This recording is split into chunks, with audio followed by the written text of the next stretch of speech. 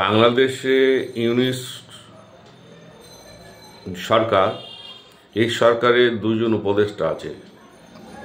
একটার নাম হচ্ছে সার্জিস আলম, আরেকটার নাম হচ্ছে মাহফুজ আলম। সার্জিস আলমের একটা পোস্ট আমি দেখছিলাম ভিডিও, যে ওখানে নরেন্দ্র মোদীকে হুমকি দিচ্ছে যে বাংলাদেশের দিকে তাকালে নাকি চোখ উবড়ে দেবে। প্রথমে সার্জিস আলমটা শেষ করি, তারপর আসছি মাহফুজ আলমে। বাংলাদেশের দিকে কে তাকায়? আমরা বাংলাদেশের দিকে তাকাই?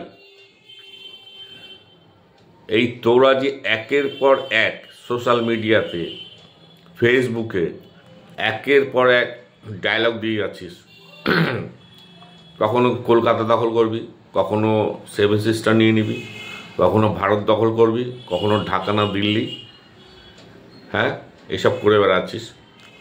আমরা ভারতবর্ষের জনগণ খুব একটা রিয়াক্ট করি না। রিয়াক্ট এই কারণে করি না যে তোদের কথাটা আমরা গুরুত্ব দিই না। হ্যাঁ, গুরুত্ব তো কিছুটা দিতে হবে, যেভাবে দেওয়া উচিত সেভাবে আমরা গুরুত্ব দিই না। আমরা পাকিস্তানকে গুরুত্ব দিই না, তা তোদের কি গুরুত্ব দেবো? Number one.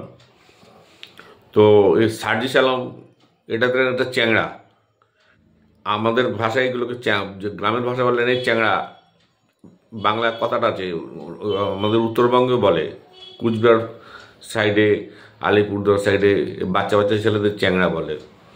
তো সার্জিস আলমের যা বয়স, তাতে ও সরকারের উপদেষ্টা কমিটিতে আছে, তো ওখানে ও চ্যাংড়াই। তো আমরা এই সমস্ত চ্যাংড়ার কথাবার্তা খুব একটা গুরুত্ব দিই না, কিন্তু এরম চ্যাংড়ামো বারবার করলে গুরুত্ব তো দিতে হবে। চ্যাংড়ামোর একটা লিমিট আছে। আমরা যদি ভারতবর্ষের জনগণ এবার মোদী সরকারের উপর চাপ সৃষ্টি করি যে এগুলো করছে, তখন ভারত সরকার না বাধ্য হয়ে যায় বাংলাদেশকে অ্যাটাক করতে। আমরা এক ফোঁটা উত্তেজিত হচ্ছি না, কিন্তু একের পর এক ওই পার থেকে যেভাবে এক্সাইটেড করা হচ্ছে, একদিন না ভারত জবাব দিয়ে দেয়, আর জবাব দিলে একটাও বাঁচবি না তোরা।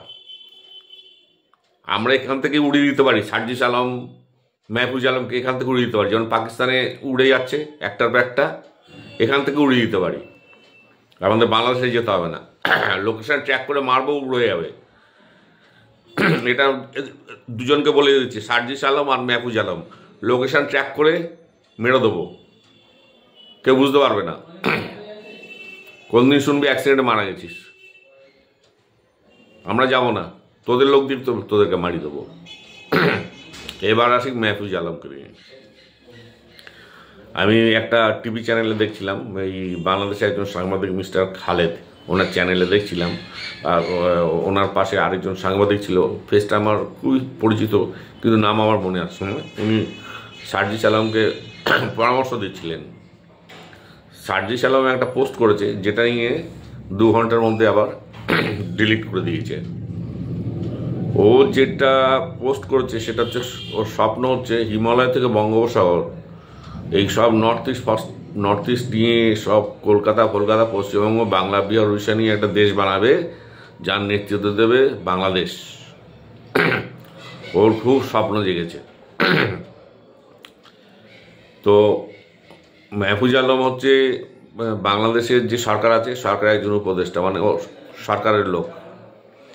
প্রথম কথা হচ্ছে, বলে না ছাগল দিয়ে চাষ হয় না, তো কথা হচ্ছে তুই একটা সরকারের পজিশনে বসে আছিস আর তুই এরকম পোস্ট করছিস, তাহলে তোর বুদ্ধি কতটুকু এখানে প্রমাণ হয়। ছাগল দিয়ে হাল চাষ হয় না, এটাই ফার্স্ট প্রমাণ হয়, নাম্বার ওয়ান। তুই যে সব স্বপ্ন দেখছিস, স্বপ্ন দেখ, স্বপ্ন দেখতে কেউ বারণ করেনি, কিন্তু তুই যে পোস্টটা করে কি করলি? ভারতকে সুযোগ করে দিলি। এখন এই পোস্টটা তো তুই 2 ঘন্টার মধ্যে ডিলিট করে দিয়েছিস, আর ওটার কপি সোশ্যাল মিডিয়াতে ঘুরে বেড়াচ্ছে, স্ক্রিনশট নিয়ে সবাই ওটাকে আবার পোস্ট করছে। তো তুই ডিলিট করলেও এখন কোনো উপায় নেই, ওটা নিয়ে আসর গরম হয়ে গেছে। কি বাংলাদেশ কি ভারত, আসর গরম হয়ে গেছে। তারপর নিশ্চয়ই ওকে কেউ না কেউ চাপ দিয়েছে ইউনিস সরকার থেকে, ও ইউনিসের মনের কথাটাই ও পোস্ট করেছে। আমি ডক্টর ইউনুসকে বলছি, একটু কন্ট্রোলে থাকুন। নোবেল পুরস্কার পাওয়া আর দেশ চালানো এক জিনিস না। এটা ইউনিসেরই কথা ও পোস্ট করেছে, নাহলে এইটুকু পুচকে কে চেনে কি মেহফুজ আলম? এ বাপের জন্মের নাম শুনিনি শালা মেহফুজ আলম। বাংলাদেশের অনেক পলিটিক্যাল লিডারের নাম আমি শুনেছি, অনেক মৌলবীদের নাম আমি শুনেছি, এর নাম তো প্রথম মেহফুজ আলম, সার্জিস আলম। আমি মেহফুজ আলমকে বলছি, মরার খুব ইচ্ছা হচ্ছে না? আমার মনে হয় পৃথিবীতে তোমার আর থাকার ইচ্ছা নেই।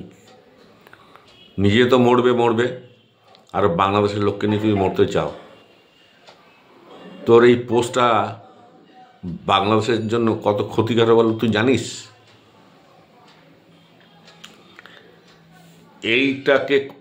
এইটাকে হাতিয়ার করে যদি ইন্ডিয়া অ্যাটাক করে, ইউএনও কিছু করতে পারবে না। ইউএনও যদি বলে তোমরা বাংলাদেশকে কেন অ্যাটাক করছো, বাংলাদেশ এই ইন্ডিয়া গভর্নমেন্ট দেখিয়ে দেবে এরকম ধরনের পোস্ট, যেটা আমাদের দেশের সার্বভৌমত্ব নিয়ে এরা কোশ্চেন তুলছে, আমাদের দেশকে অ্যাটাক করতে চাইছে, তাই আমরা বাংলাদেশকে অ্যাটাক করেছি। ইউএন কিছু করতে পারবে? আমেরিকা কিছু করতে পারবে? পাকিস্তান কিছু করতে পারবে? চীন কিছু করতে পারবে? কেউ তোদের পাশে দাঁড়াবে? এরকম বালখিল্য টাইপের একটা পোস্ট করে বসিস তোরা। আমরা তো ভারতীয়রা অনেক সংযমী, ভারত সরকার অনেক সংযমী, তাই আমরা তোদের অ্যাটাক করছি না। এটাকে ইস্যু করে তো আমাদের আর্মি অ্যাটাক করতে পারে, তখন তোরা কোথায় যাবি? পালাবার রাস্তা খুঁজে পাবি? এদিকে তো আসতে পারবি না, বঙ্গোপসাগর দিয়ে পালাতে পারবি না, ওদিকে মায়ানমার থেকেও পালাতে পারবি না। ফ্লাইটে করে পালাবি, এয়ার স্ট্রাইক হয়ে যাবে এয়ারপোর্টে, প্লেন উঠবে না, তখন কোথায় যাবি?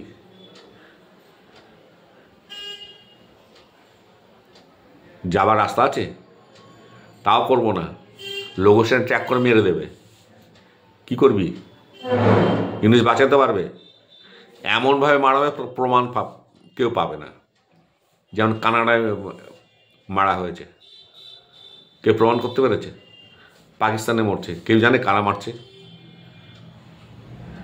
বাঁচার যদি ইচ্ছা হয়, এরকম ধরনের বিবৃতি, এরকম ধরনের পোস্ট থেকে চুপচাপ থাক।